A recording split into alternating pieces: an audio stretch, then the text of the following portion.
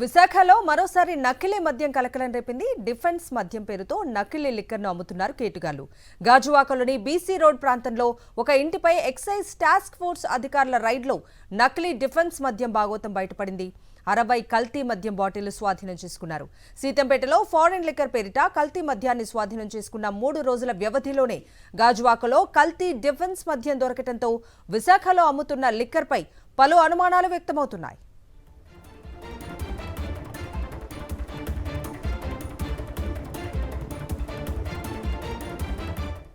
60 కల్తీ మద్యం బాటిల్ స్వాధీనం చేసుకున్నారు.